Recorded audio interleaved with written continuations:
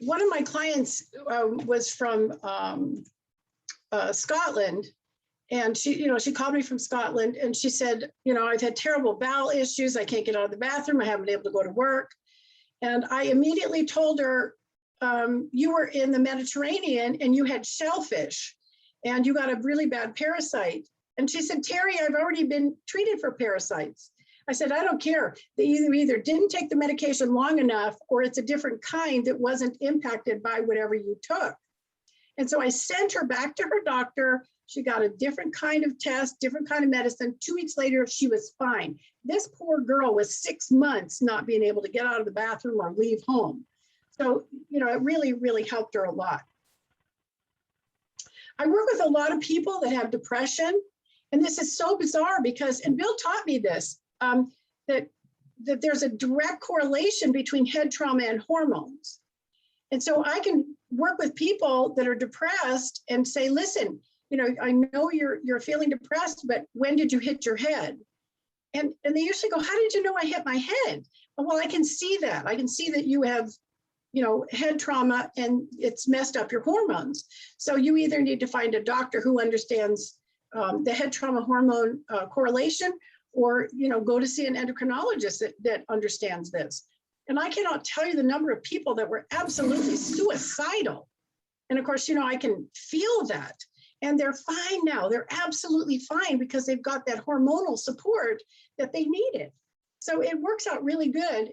And I'm always learning about stuff. Oh, God, I just love it.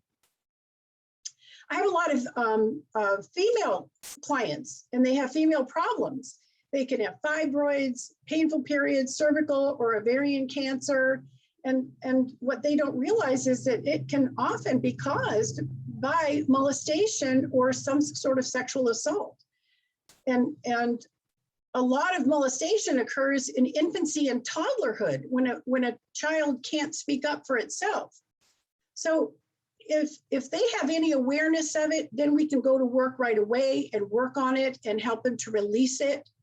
And it does help them sometimes to release those repressed feelings or visual images that they've had.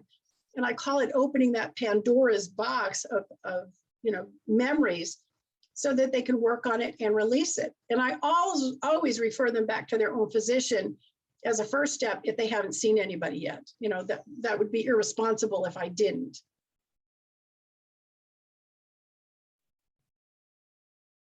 My slides aren't moving. Uh-oh. Usually down here at the bottom left, there should be a little. There we go. Okay. I have one client that was diagnosed with Graves' and Hashimoto's, and you guys know all about that stuff. So I have found that anything in the throat usually is from not speaking your truth. And a lot of times people won't speak their truth to themselves. They lie to themselves, like it's only a cookie, or, I'm not having that much ice cream, or that guy isn't hurting me that much. We lie to ourselves a lot. And I find that this can manifest into health issues in the throat. So I always recommend get under the care of a physician. But the other thing too is to release the cause of it. In my one client that had Graves' and Hashimoto's, she had not been speaking her truth to her family about how they were treating her. And it was so amazing because she wrote some letters to them, burned them, took her power back, and both of them went away. They stabilized. So it was a pretty amazing thing for that to happen for her. I had another client that her second husband killed himself, and she had such rage at him, and I mean rage at him, for killing himself and abandoning her. She took it personally, not that he had serious mental issues, but the fact that he left her. That's how she took it. And because of that, she took it that she wasn't good enough for him to stick around. And I kept seeing, you've got third chakra issues. Third chakra is solar plexus, right? And I kept telling her, you've got to work on this. You've got to release it. And I remember she brought it up one time and it was like venom and foam coming out of her mouth talking about him. And I said, oh my goodness, you've got to let go of that. You know, that can make you really sick. Well, unfortunately, she didn't listen to me and she ended up with pancreatic cancer and passed away. And it was so sad because to me, in my mind, this whole thing felt so preventable if she would have just, you know, dealt with her issues. A lot of my clients have autoimmune diseases. And this is really hard because I know a lot of you work with autoimmune diseases. What I have found in a lot of cases is the body turns on itself out of self-loathing or self-hatred. And it's just really important for them to choose to love themselves.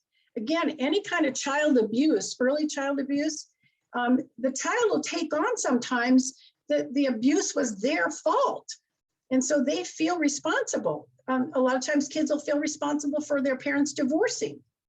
And so they take on all of this negativity and just go into self-loathing, self-hatred.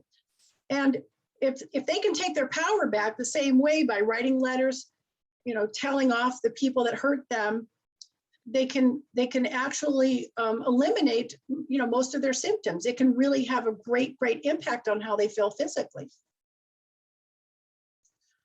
This is so cool. To see the condition or the disease in the body is so important, and you can learn to do it in an instant. And if you're comfortable with it, then you can help your patients to release stuck negative emotions and the issues in the tissues. And not only can you find the disease processes, which you guys are so good at anyway, but you can also get the emotional cause. You know, we have to remember we're mostly an energy being. I love this. What is intuition? Intuition is knowledge without conscious reasoning. It's stuff that just pops into your head.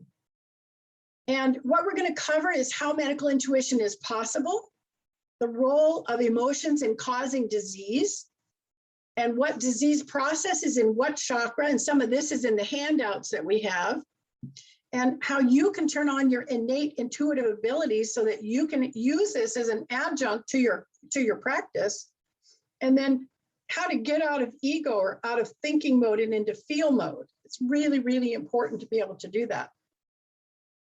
I'm always asked, Terri, how did you get started?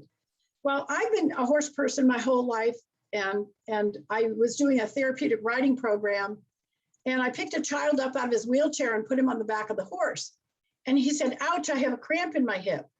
And I looked at him and I said, you have a cramp? Well, here, sit this way and it'll take the cramp out. And he said, hey, you can hear me. And I said, well, of course I can hear you. It didn't dawn on me at the time that he was completely nonverbal. So we went through our riding therapy program and I took him off the horse. And the whole time him and I are chatting around and we're talking about school and what's going on at school. It had nothing to do with the horse and what we were doing. So I put him back in his wheelchair and he went back to class. And the gal that was helping me, she said, boy, he sure is talking great. And I said, well, you know, he's very bright. Just because he has CP doesn't necessarily mean that he's got an intellectual disability. And she said, Terri, he didn't say a word. He can't, remember? And I mean, that really spooked me. If I was a horse, I would have done a buck, fart, snort, because they do all three of those things at one time when they're scared. And so I went in the classroom and they put a pointer on his head and he had typed out on his computer, horse lady can hear me. So right then and there, I had it confirmed.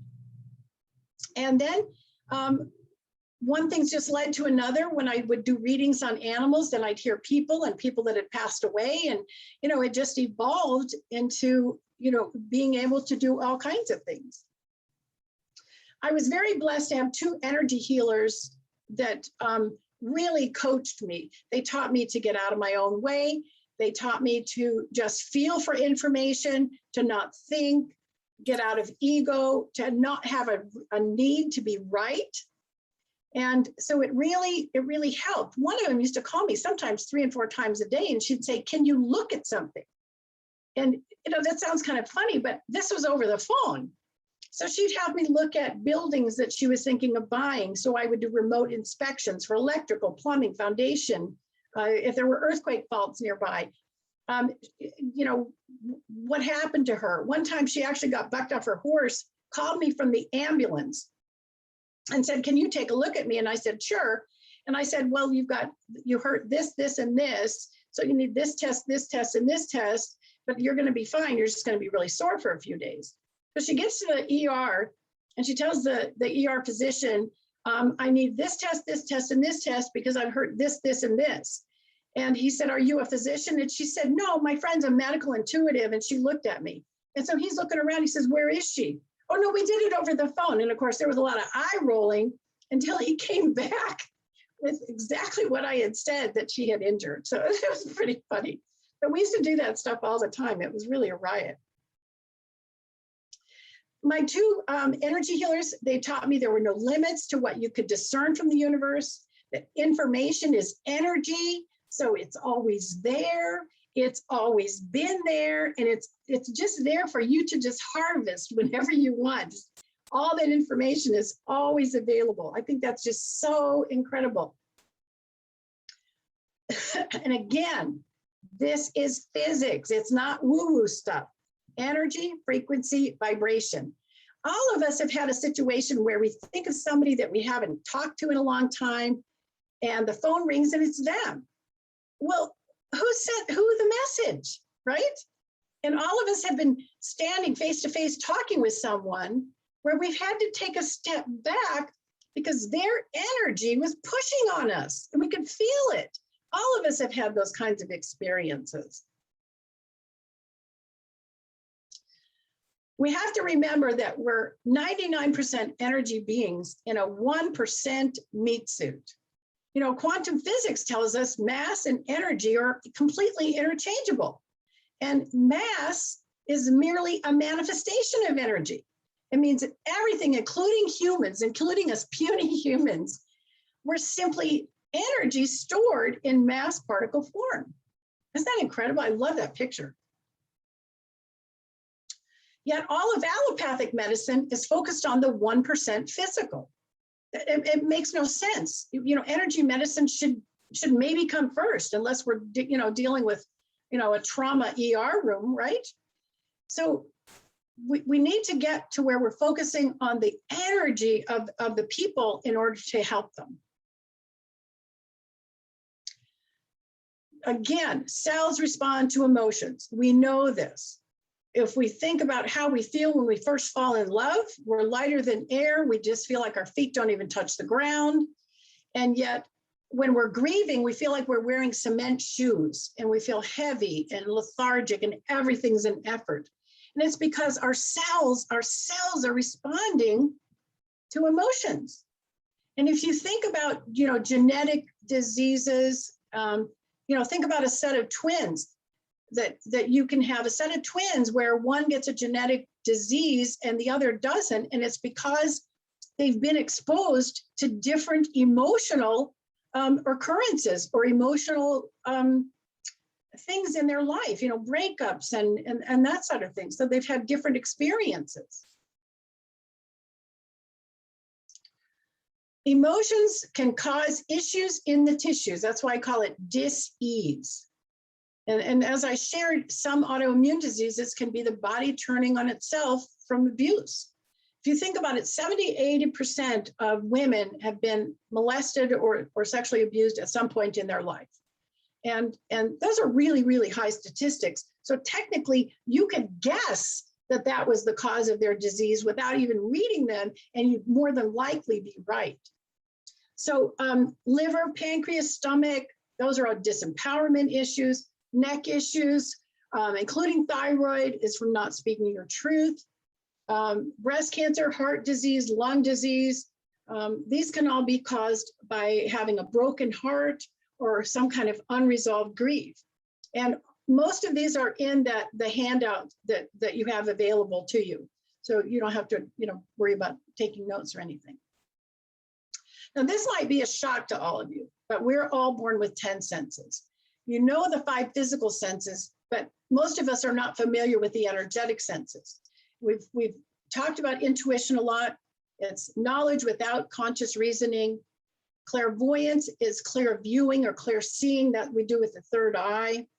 Clairsentience is clear feeling, and that can either be tactile or it can be pain or it can be feeling emotions. Clairaudience, think clear hearing. It goes into the auditory processing area of the brain. It bypasses the ears, right?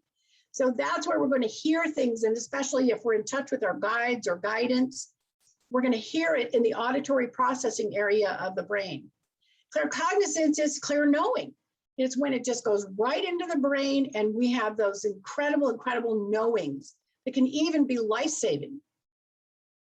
The sad part is we're all born with it, but when we freak out an adult, sometime as a child by, pointing to a wall and saying, Grandpa, Grandpa, and they're going, no, Grandpa's in heaven, and they turn you around and try to drag you away, and you're pointing at the blank wall saying, Grandpa's there.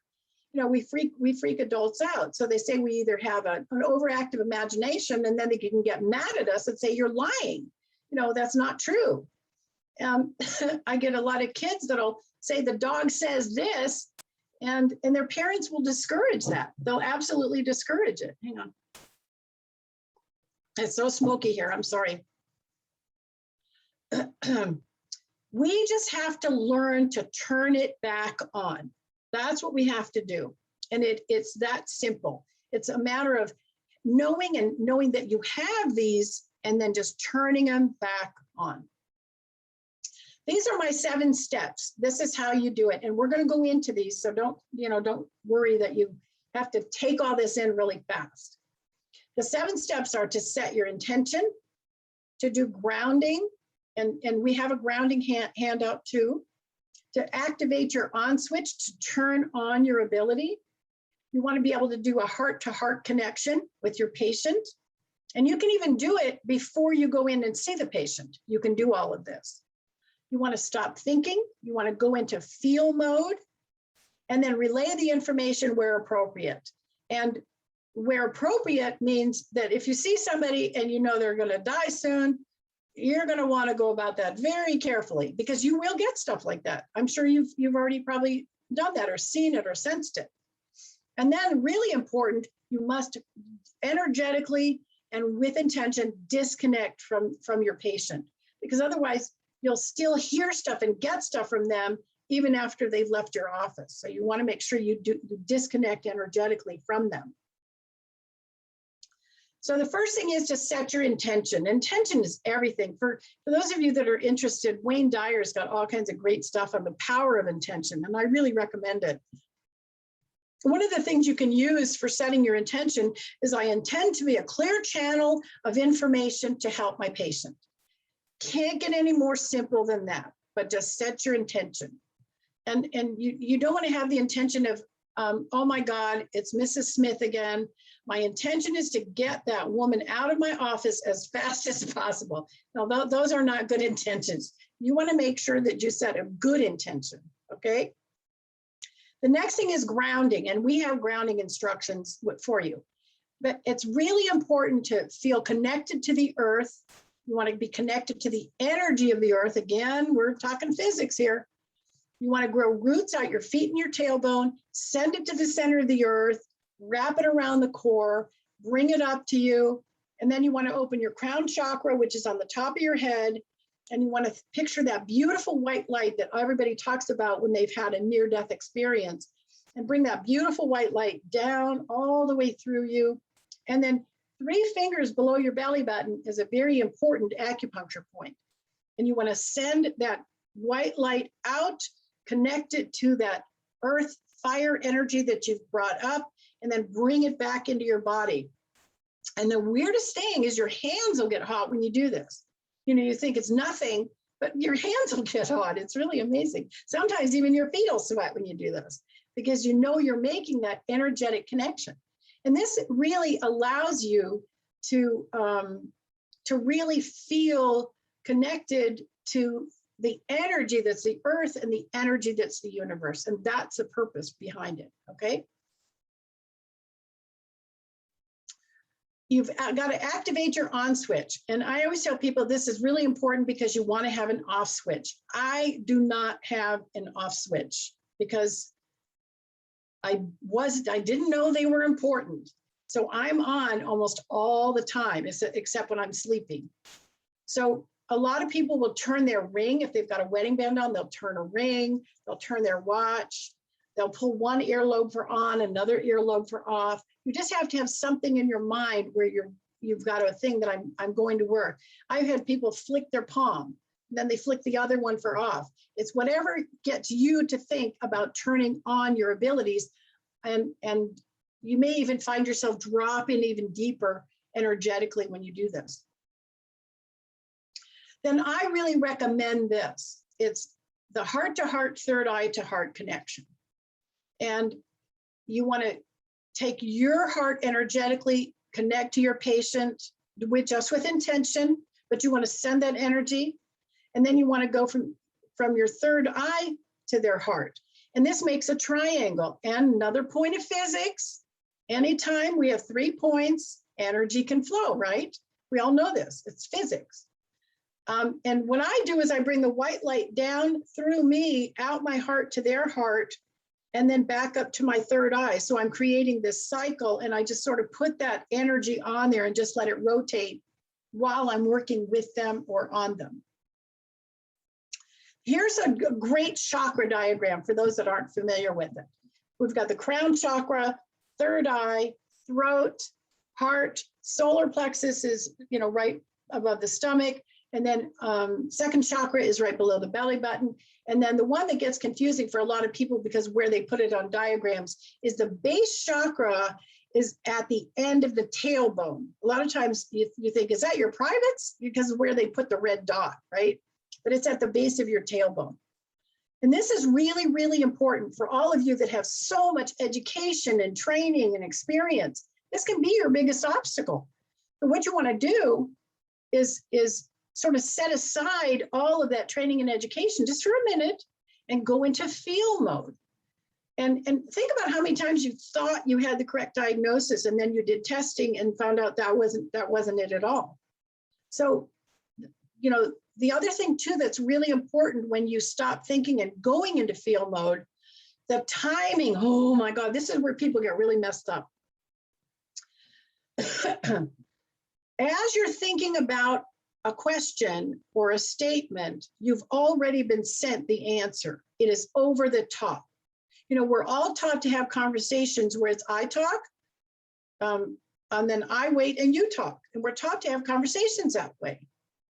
But that's not how this stuff works because it's all like telepathic. So as you're asking a question of either, the energy of the patient or the universe, that the answer is going to be brought to you over the top of it. So a conversation with guidance, wherever you're getting the information, is going to sound like this. What about, okay. And that fast, you're going to get it. So if you have to get into your whole question, you're going to miss the answer. It's probably the most important part about it. And I've looked at a lot of other people's training materials, and guess what they leave out? This part. They don't talk about how fast this information is going to come. And that's really what messes people up because they want to ask their whole question and then they wait and we got crickets. We're hearing nothing. So as you're starting to form the question, you'll already be given the answer. Okay. And I would say if you're doing this, if you're trying to read somebody, don't take notes. Don't take notes because notes is left brain and this is all right brain stuff. You can even do this outside of an exam room where all you've got is the person's name, age, symptom, boom, you'll have it. You'll know exactly what it is.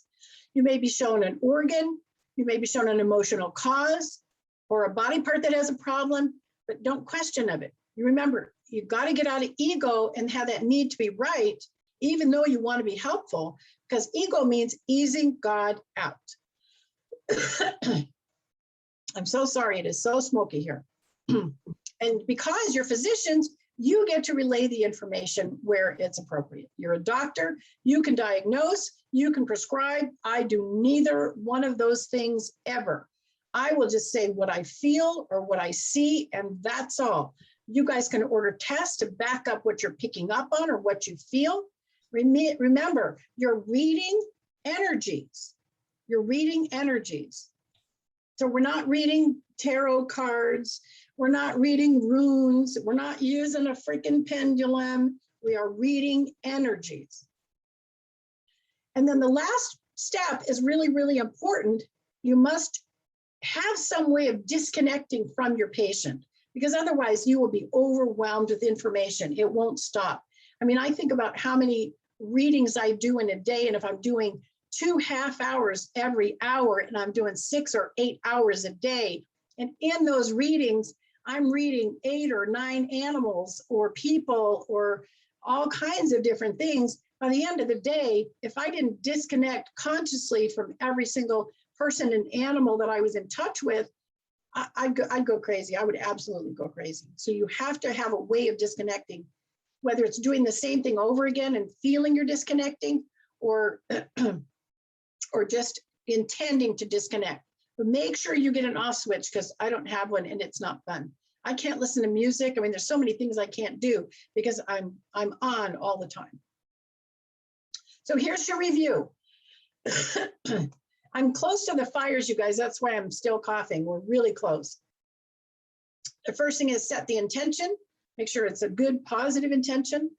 Do your grounding, whatever works for you. You can use mine. You can make something up with the 2 parts. Make sure you're connected to the earth and open to the universe, all to open to that energy coming in. Activate your on switch. We all have a different way of doing that. Just figure out what works for you. Do your heart to heart and heart to third eye connection to make that triangle so the energy can flow.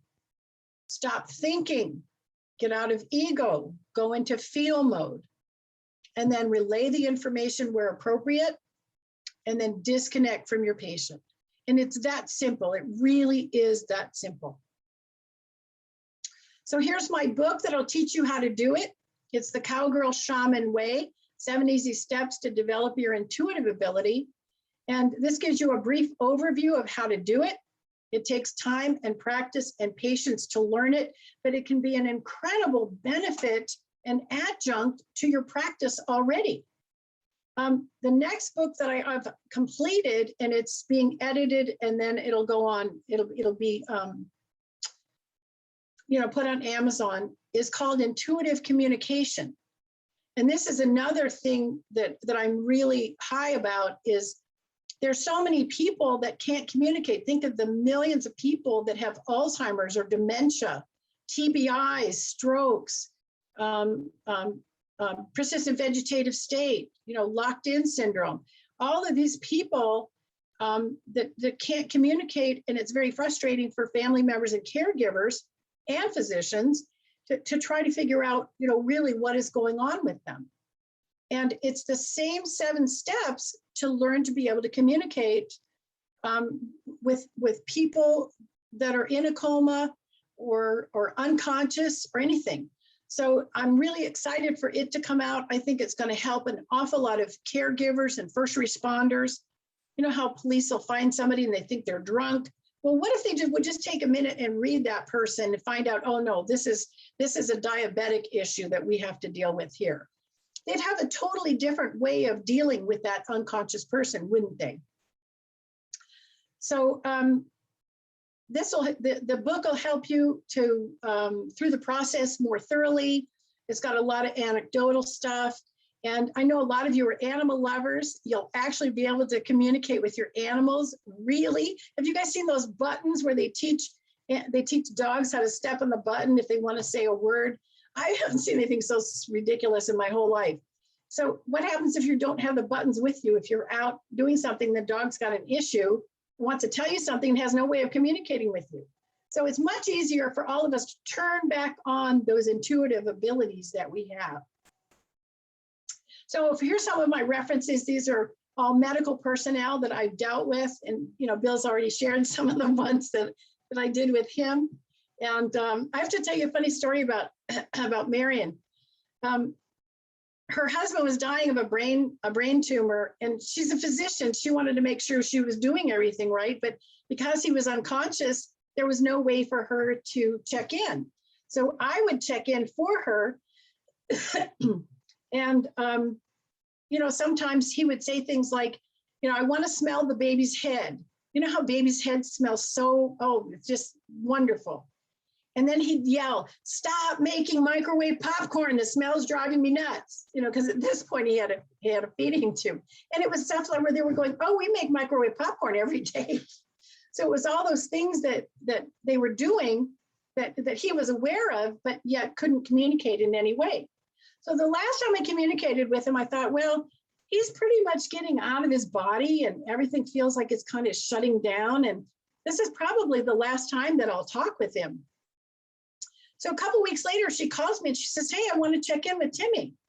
And I'm thinking, didn't he pass already? Because you get that feeling of separation, that the spirit is separating from the physical, and it's very strong. So I said, "Isn't he?" I mean, and so anyway, I tune into him, and he looks like he's 20. He's full of piss and vinegar. He's jumping around.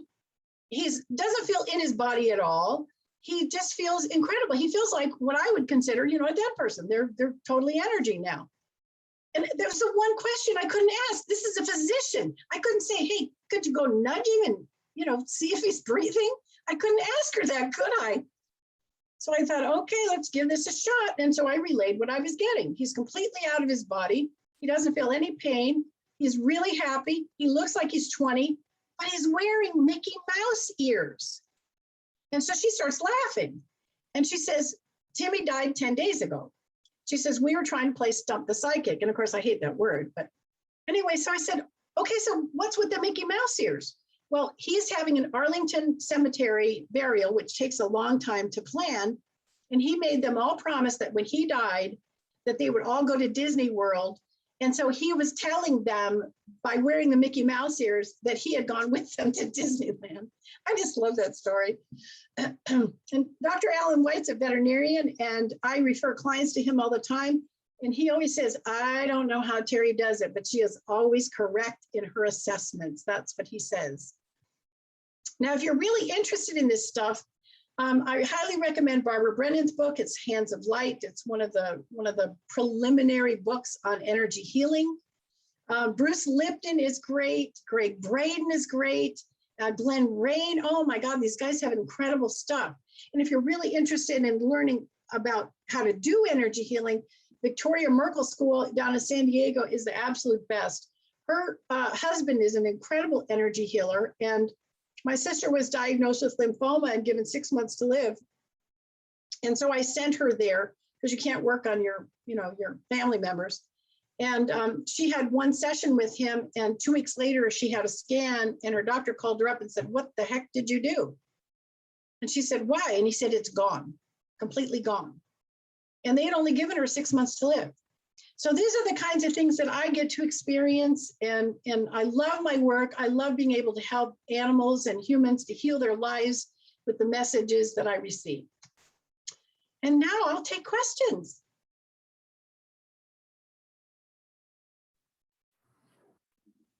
So, well, like I said, this is a little different than our usual webinars, right, Dave? Right. So if anybody have any questions for Terri, is it possible you can do a reading there on somebody? Is that? Yeah, I can. Should I take down the screen sharing? However you want to do it. Well, it doesn't matter. Yeah. I just didn't know if there was, protocol to take it down now. No, it doesn't matter. Okay, there's everybody. Yeah. Okay. So, is it possible you could do a short reading on somebody, like on Dr. Burgess down here? Yeah, or Kathy Poe? No, John Burgess.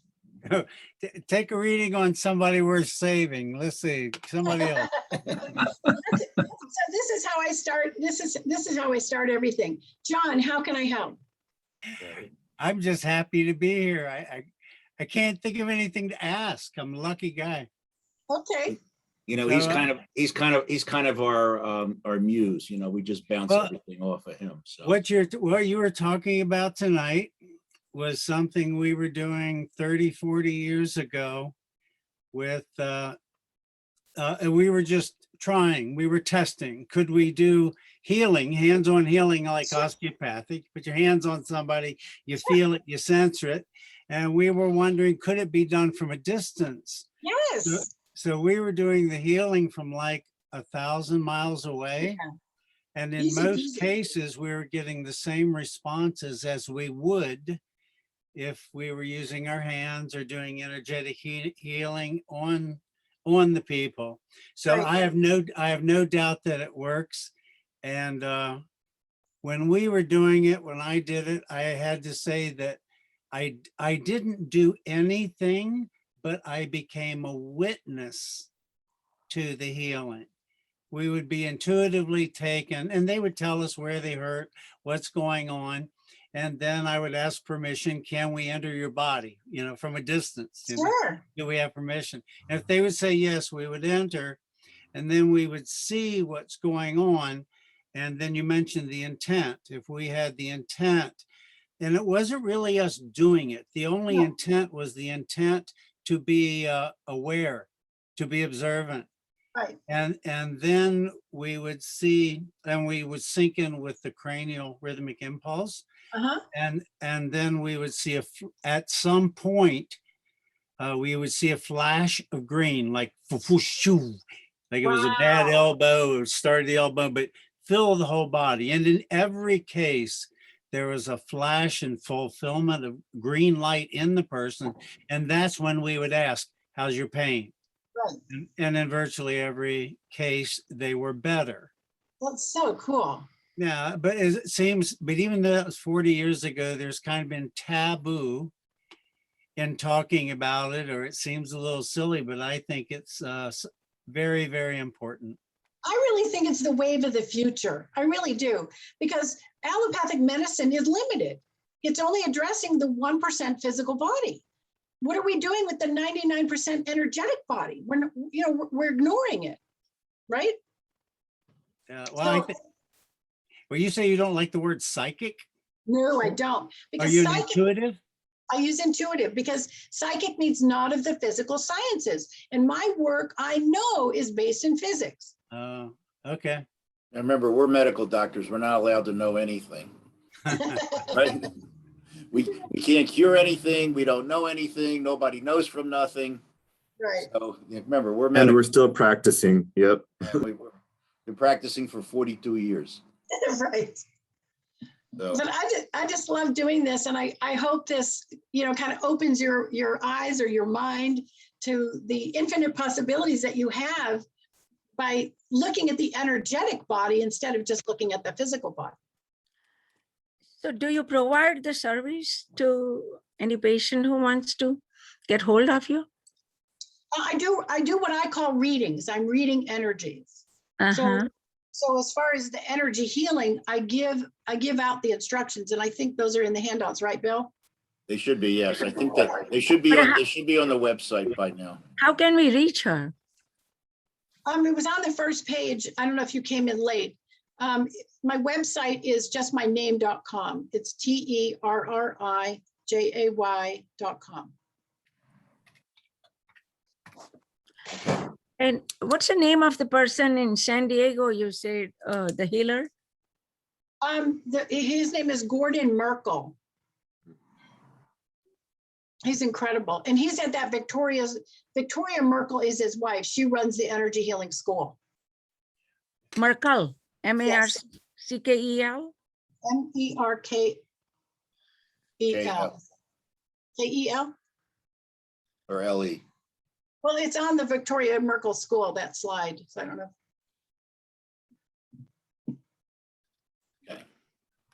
Okay. Anybody else? Anybody else other than Dr. Burgess volunteering here? Kathy, don't you Can I have have a a question? question? Oh, go ahead. Go Dr. ahead, Zarin. Dr. Can I have a question? Yes, go ahead. Go right ahead. Okay, awesome. So I really enjoyed your talk. So since, yes, your talk is based on the realm of quantum physics. So I'm Yes. coming from the same domain. So Absolutely. our view is very similar. And you already talked about the non-dimension of the third eye, which is the pineal gland. And we know that the pineal gland is in charge of a sleep and wake up cycle. So, but is dealing with the non-physical dimension. of our being. So, and I would like to ask you, what's your view on the dreams? If you have. I think it depends on the dream, because I think some people use dreams for processing, but I think in some cases, dreams are actual visitations. You know, I see this a lot where people that have passed want to visit, and the only time they can do it without freaking out the person is while they're asleep in the dream state. It's also a time when they would be very receptive to it.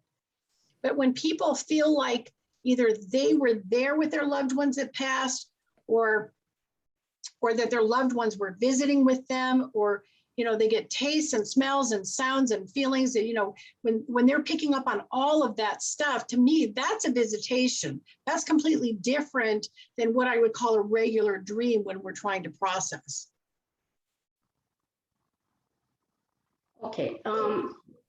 Since the pineal gland or the third eye is a non-physical dimension, and we call it the spiritual center. I don't know if you call it the same thing. Oh, of course, of course. Is it any correlation between this non-physical dimension and clairvoyancy? No, I feel like they're separate. I'm hearing guidance right now that says they're separate. That third eye can be used for so many things. And that they just feel separate to me. I don't know how to explain it, because you have the medical knowledge of the pineal. No, I mean, clairvoyancy in a wake-up time, but it's kind of manifest in the when the person is sleeping. So I just want to know the correlation between these two. I would say conscious awake is different than asleep. I would agree with you on that. I would agree with you. Thank you so much. Thank you for the question. Awesome. Thank you so much. Kathy, do you have a question? You're muted. David? You have I a don't question? know. Yeah, I have I a don't know, question, do but I? let Kathy go first. No, go ahead. Go ahead. Okay, Terry, thank you. Great presentation. Thank you. Clinics around the country, and intuitive healing is becoming, as you say, stronger and stronger, more significant Yes. in a whole healing regenerative medicine realm of protocols. And we're actually providing medical intuitive as part of the treatment as in the upfront for many of the clinics when they get started. Oh my try to God, make that's people feel incredible. That is comfortable. incredible. Yes, it's very powerful. My question is, science is now evolving. We have quantum cellular medicine clinics, and it's a field of medicine that focuses on cell function and communication and the diagnosis, treatment, and healing of disease. Because science is now getting to tinier and tinier particulates and analyzing. Like one of the major things we're involved with is exosome therapeutics and yes. PMF, where you're dealing with sizes between 30 to 150 nanometers in size. And they used to think it was just waste from the cell. Now they're realizing they're communication links, and it's creating an entire process. So I guess my question is, as this evolves, you've got the physical side, because you still have a physical body. I mean, whatever the percentage is, you're saying 99, 1%. We don't need to debate about that, but Right. obviously the physical work, as many of the doctors are doing. So how do you see that interface between the intuitive awareness and verifying through testing and protocols, and then repeat testing to see intuitively if it's working, to kind of guide diagnostically the procedures with the patient? We know muscle testing is doing that in process, but Sure. if you could just comment on that, it'd be great. My feeling is that all the practitioners, if they're only looking at things allopathically, which I know you've got a huge sort of bag of tricks or toolkit that's much bigger than most, but I think it's so important to deal with the emotional cause of dis-ease. And, it's just like, when I told Bill that he had a granddaughter that had, a digestive issue or eating problem. You get this stuff, and most of the time now I just really keep my mouth shut. If I'm around people that I don't know, or if somebody has to actually ask me for help in order for me to share, because otherwise to me it's inappropriate, and then I'm an ego. I want to be the dog and pony show, really, and I don't. It's I just really try to keep my head down, so I'm not making eye contact, so I don't get anything. But I think doing medical intuition, seeing things down to those nanoparticles that you're talking about, we still have to look at the emotional cause of disease. We still have to look at it. And in most cases, this just frustrates the crap out of me, because if you have somebody take their power back by letter writing, burning the letters, declaring they're taking their power back, in so many of those cases, you ask them, you see them again, and you say, hey, well, how's that disease process you had? And they go, what? Well, remember that disease? No, that's not me. Yeah, it is. You had a serious problem. What happened? Oh, I did the letter writing. It's gone. So you don't have that problem anymore? Oh, no, I should have told you, huh?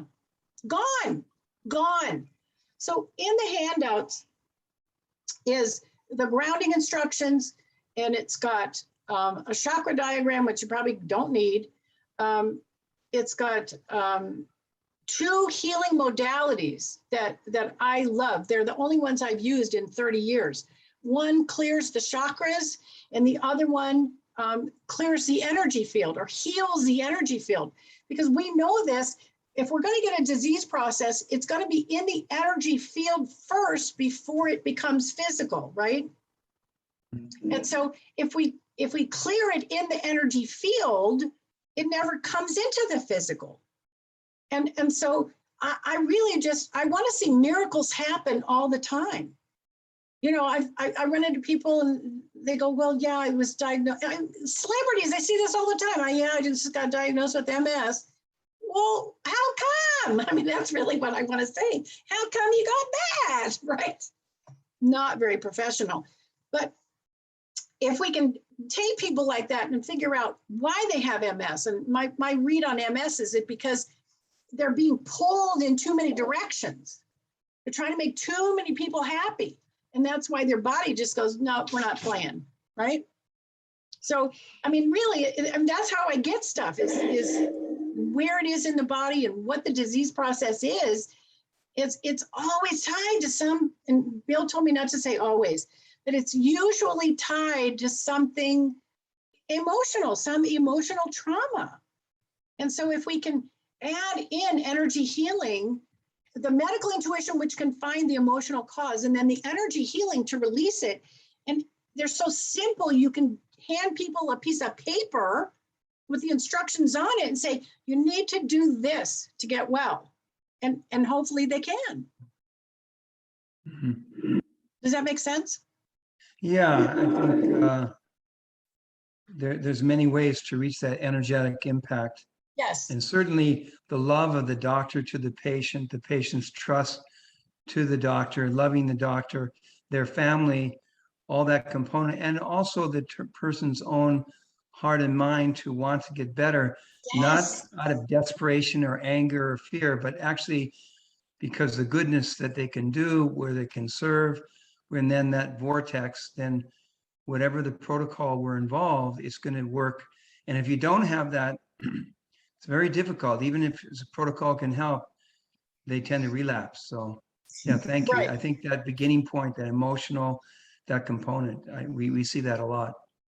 Yeah, and it's very frustrating for me when I see someone that's dragging around baggage, and I liken it to those 15-foot long canvas bags that the cotton pickers used to use. And they would be dragging those long canvas bags through the rows of the cotton, picking cotton and putting it in that bag. Well, every one of us does that, but we do it with our garbage. And our garbage is all the emotional hurts. and all the pain and the suffering and the anguish that we have from all of these emotions that we don't know what to do with. And the funny thing is all our happy stuff just sort of flies around our head like little fairies or something. But the garbage we carry with us, like, lest I forget.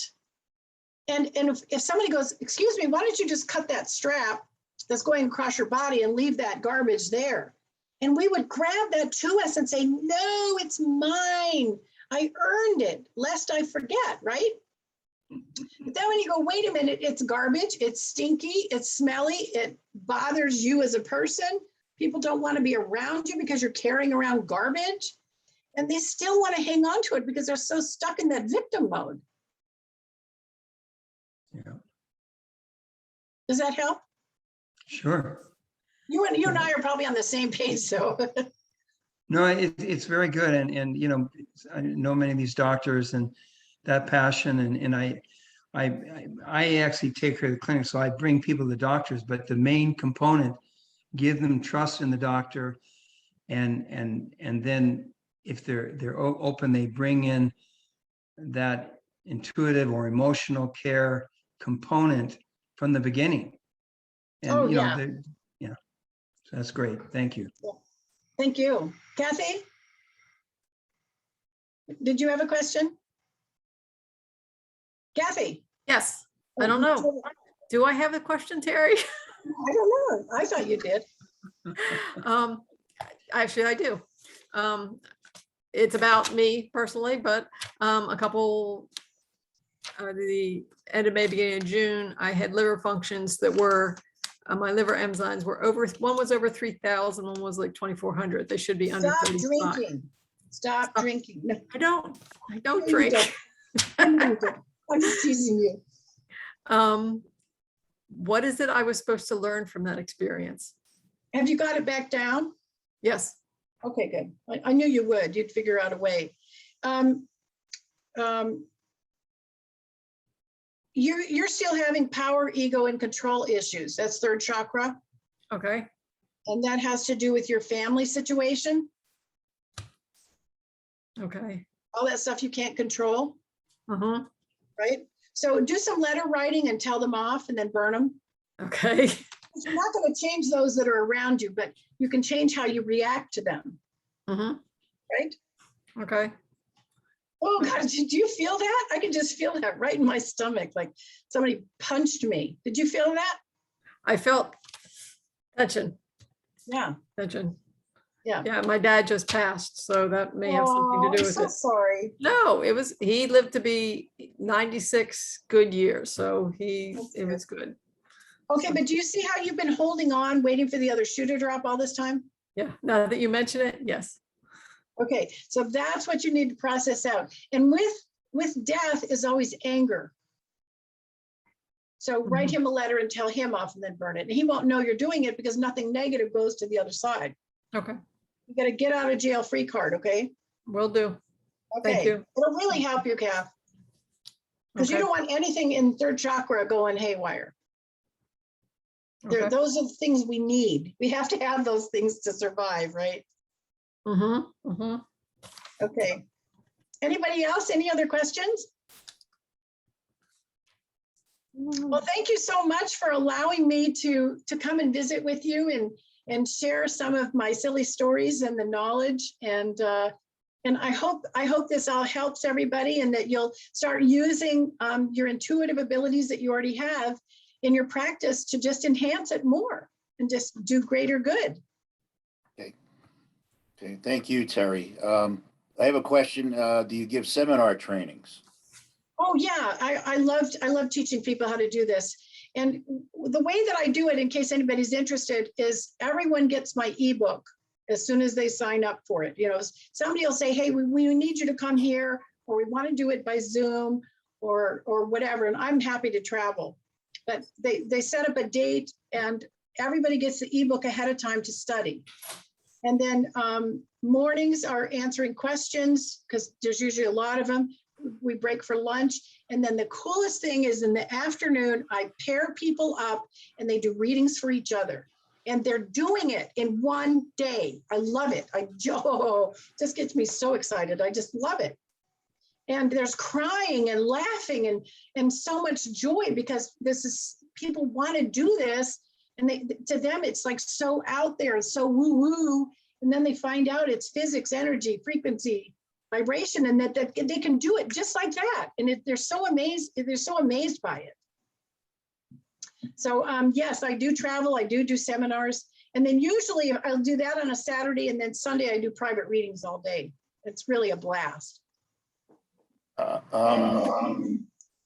was that? Can we, on your website, they can get in touch with you that way? Yeah, that's the best way. And my email is really simple. It's just terri@terrij.com. You just have to make sure it's 2 R's and an I. Right. Terri@terrij.com. Okay, let me put that in there. Anybody else have any other questions, comments? Terri@terrij.com. Well, they said we always try to bring something a little bit different to the table when we can. I thought, we've been doing we've had a lot of serious talks over the last few weeks. I thought maybe something a drop lighter and a little bit a bit more fun. And since those of you who might be asking, I've heard word zero from the AOA about changing our moniker to integrative medicine. So I think they just probably want to hope that we just kind of forget about the whole thing. So, but we'll keep at it, and as long as we don't get ourselves, decommissioned. Sounds like a workshop day when we do one of our seminars, Terry. So we'll see if we can get a little bit of a breakout. Okay. Bill, I have one thing that I want to interject and see if Terry agrees, is that I've been using Deb Shapiro's book, Your Body Speaks Your Mind, along with Louise Hayes, and both of them give the analogy, as Terry said, about MS as an example and what it means and how we can work it from the emotional aspect. Terry, are you familiar with those two? I'm familiar with Louise Hay. I like some of her stuff. I think some of her stuff is kind of old school, even as far as this goes. Okay. I think there's other books and people out there that are, I don't want to say the word more advanced, but I think that's the only word that really comes to mind that fits it. So that's why I would be watching like Bruce Lipton, the other ones that I had on that list of references. Okay. Thank you. Yeah. Will and mercy of several terrorist organizations, including the Taliban. We don't need to hear that. Oh, Al Qaeda. We're now all Whoever's got the David, is that you? leverage. You don't have any leverage. Our own iPhone. general reporting really so that multiple American Where's it at? So Watching TV. there's Huh? to get It's Dr. Patel. to get to the airport. They're trapped behind enemy lines. where's Dr. Patel? Yes, yeah. Phenomenal job.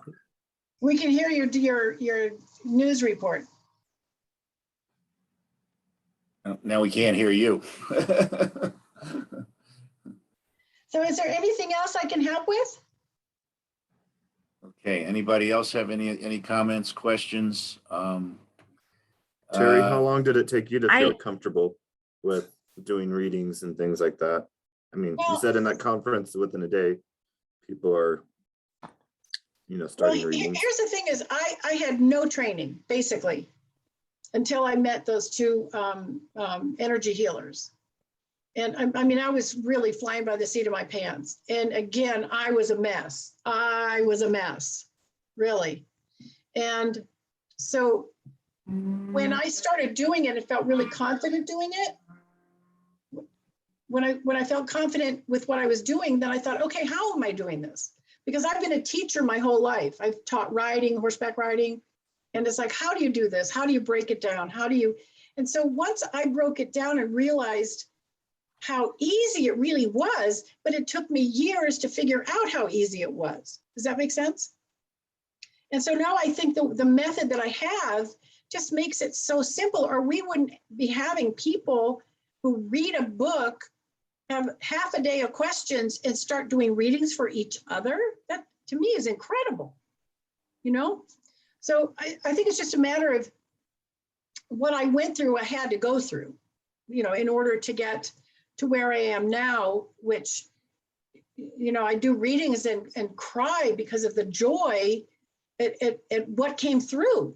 You know, it's so humbling to do that.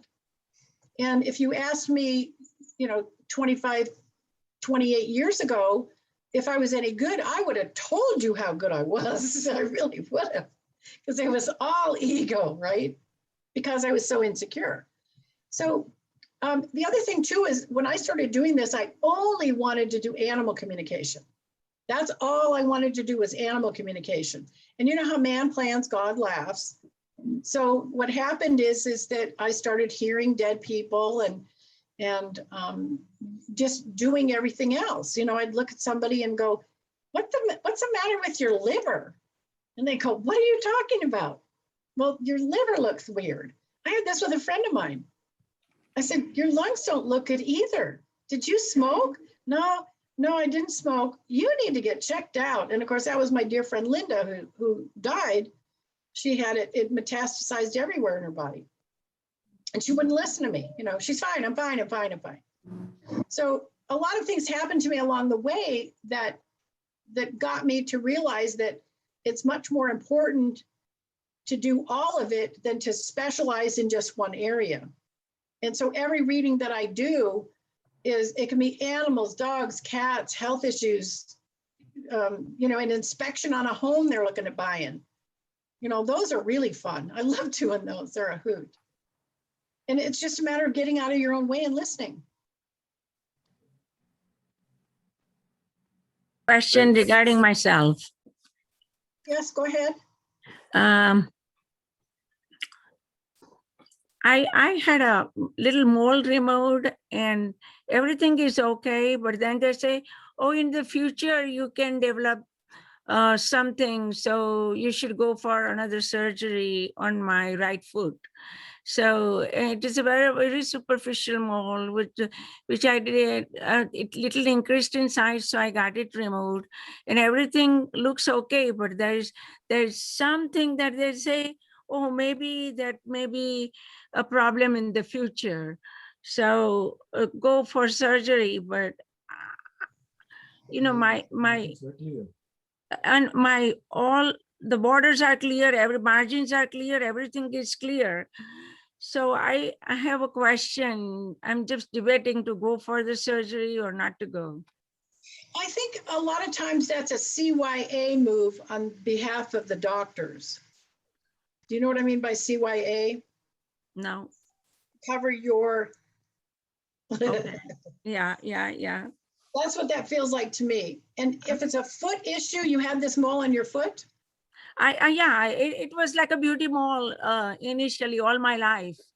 Okay. And then it just increased in size, but it became lighter and increased in size. So I said, we are telling patients to get it removed.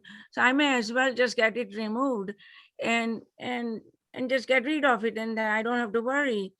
And so the margins are clear. And it is superficial enough, but it is just touching the little, like epidermis to dermis, and say that it's juxta, and people, those who are they are not non-white people, they may have a little problem in future, like not even melanoma in situ, but like in a precancerous. And the surgery, I mean, they have to go quite deep, and I'm just not too sure it is. Should I go for it or not? I think you need to trust your intuition. And there's an awful lot of really good things. I want to say like black salve. You can correct me if I'm wrong, Bill. That makes we like black salve. Yeah, it'll make it dissolve. But I want you to look at the emotional issue there too. What I have found is foot issues, feet issues, leg issues are from not being willing to move forward in any area. So think of an area in your life that you're not willing to move forward in. Does that make sense? Yeah, so like a physical moving forward or No. We manifest in the physical because we're dealing with something in the emotional. So think of something you're not moving forward on in your life. okay. And when you figure that out, then a lot of times just dealing with that and moving forward will stop your worry about it.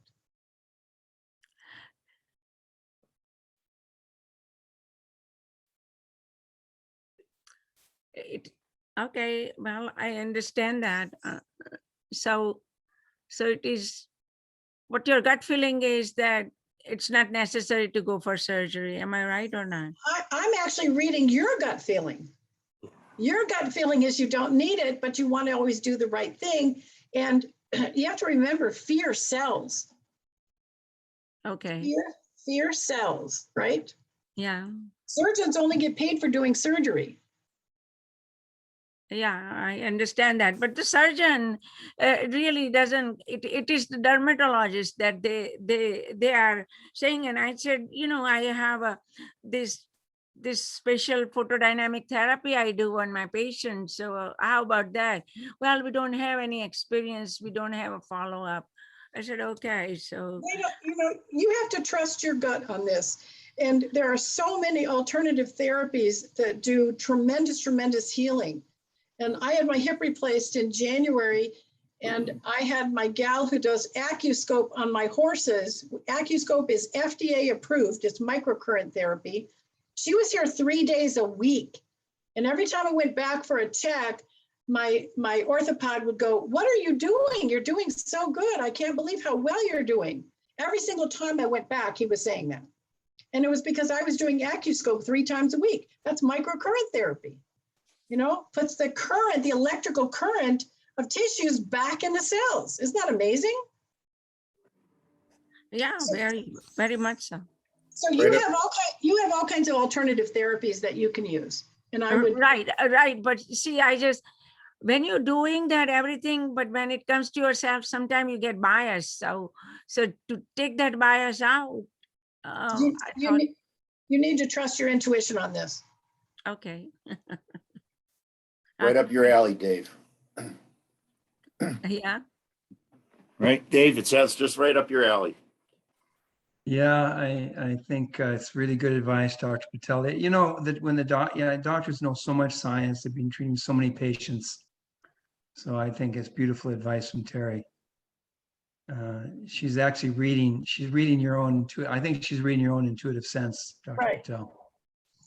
Yeah. But the other thing about moving forward on something, when you find out that it really works, I don't want to take time. I just had a recent experience with that from intuitive, which I overcame 15 years dog allergy, which is and we know allergy is not autoimmune. I knew all the science and I went through all but it was shifting the emotional component in combination with some effective physical activity, diet, and GI tract. But I had done those things before, but it was the emotional switch that changed it. And now I'm sitting here with a dog right here and I have no problem.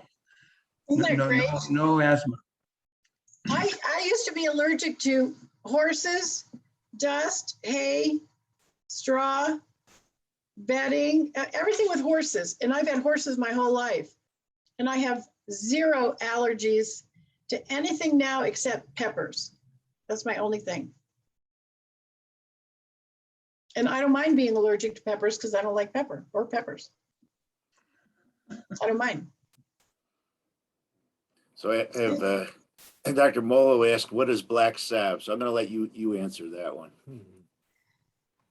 Who's going to answer it? You are. Oh, it's just really good stuff that Bill has, and it gets rid of everything. It gets rid of everything. It's an old time remedy. I'm really actually not sure what it is. It's black. It smells bad. I think it's Dr. Christopher. You can get it at, one of those supply houses like Emerson or something. And we kind of use it for just kind of like chronic swelling, chronic pain, those kinds of things. It kind of it sort of draws, fluid out of tissues. It's kind of one of my, I don't know what else to do. Let's try the black salve. When you get to that point, that's kind of what it is. It's not expensive. It's not on any list of narcotic registries or anything. It's an old time one. Probably the Flexner report back in 1912 would have thrown it out, but we like it a lot. Here we go. Dr. Christopher's black ointment. I don't know if you can see what it looks like. This is what where am I here? This is it. Open it up. Is it, because we used to use something like that on my horses. Yeah. Well, here's the camera. Yeah, looked just like that. It's black. So, It's black. So Terry, did you use anything like that on your horse's hooves ever to draw out crap? And it's salve. See, you put it on here. Sticky and icky. I've used all kinds of stuff like that. Ichamol is out in my barn. Yeah, that. Ichamol. Kind of smells like, kind of smells like dirt or Tar. burnt firewood. Does it smell like pine tar? Yeah, Like campfire. Yes. Not pine tar, just tar. Yeah, kind of smells like those of you in our area know. We've had fires out here in Reno. We just get the smoke and kind of smells like the outside. Yeah. So this is one of these. I mean, I keep a few of these around, and if I have not, if I don't, I don't know what else to do. Let's try black salve. Yeah. Right? Dr. Patel, Anyone who's been in business like this for any number of years knows that you come across this at least a half a dozen times a year. So Thank you. Yes, And Marie. don't forget about Rick Simpson oil, THC, CBD. It's usually 50-50. There's some miracles that have come out of that. Yeah, say the CBD least. stuff is good too. Yeah. Thank You you. got something to say to me? Yeah, Marie, you would not believe what is in my barn. Oh my goodness. And if I've got a problem, it comes from the barn into the house. I had swelling on the ankle, and so I did a pneumatizing wrap, sweat wrap. sounds like we're outside. No, the horses have cured me lots of times. Oh God, yeah, they do. They're great. So is there any other questions that I can answer? It's been wonderful working with all of you and Thank sharing. you. Thank you so much, Terry, for joining us. Like I said, this is a little bit different than what we're used to, but that's the reason that we're here. Well, I'm happy to do it. It was really fun working with all of you. Okay. So right at this moment, next week, I do not have a speaker. So if anybody wants to jump in, please let me know. If not, you're going to get me. So you know how boring that is. So, okay, we'll find someone. So please let me know. Terry, thank you so much. We really appreciate it. I just checked the website. The information somehow is not up there yet. It will get there by the end of the week, I promise. Okay. All right. Well, thanks all of you. I did send it to our web person. And Dr. Burgess, are you still around? If you can give us if you're still around, give us an update on OMED. So those of you who, us DO types, it's our annual, the big scientific convention. It's in Phoenix. I think the lineup we have is set. I think all the paperwork's in. Yes. Yes. As far as you know, Yep. they were supposed to have a meeting last week because there's some rumblings about just doing it virtually online. They were supposed to let us know August 25th, but I've heard nothing. So as far as I know, it's still in person and online. And I don't know if you need any other speakers or not. If not, please let me know because I'm starting to get our March program together.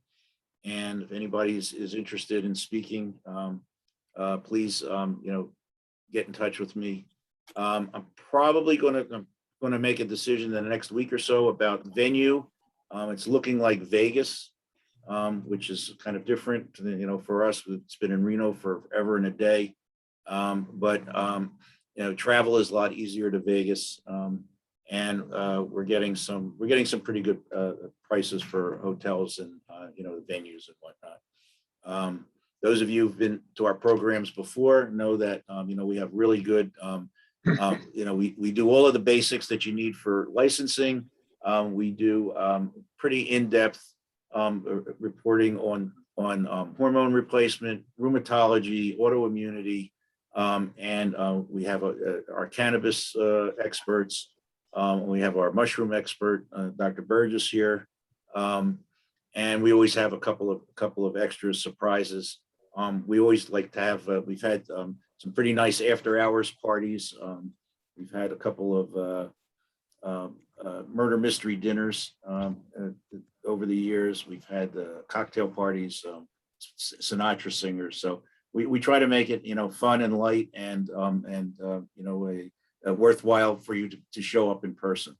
It's usually if it's 3 days, it's 24 CME credits, and we are preliminarily approved for AMA CME credits too. So I'm a little disappointed we can't go as integrative medicine. I think we would have a much bigger crowd, but we'll soldier on. So, okay. Anybody else have any comments, questions? Terri, again, thank you so much. It was Thank you. very, very informative, very, very terrific. And like I said, a lot different than at least what I know. There's a number of non-DOs on here, and it's you know, it's for us DOs, it's really quite a different you know, take on things. So with that, anybody, I will have her information up with the handouts. I'll find out what happened to them. They should have been up there by now, but I just checked they're not. We'll get them there, and we'll have the video on you know, in a day or two. Okay. Thank you, everyone. Okay, thank you so much. Everybody that's new that came, please, thank you so much. Dr. Rich Wine is new, and who's still on Dr. here? Poe is new. Dr. Poe is new, and anybody else, please come. We're here every Tuesday at 5 Pacific, 8 Eastern, wherever you are.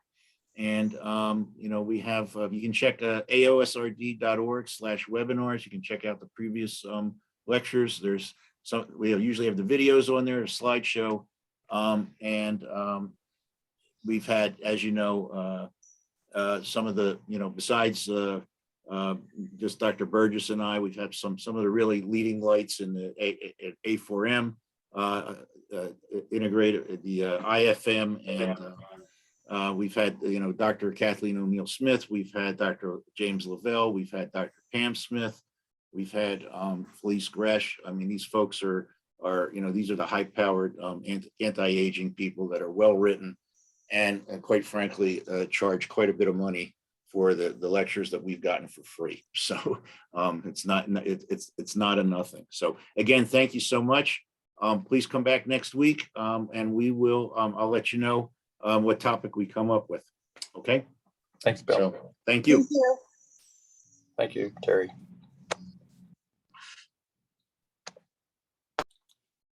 Okay.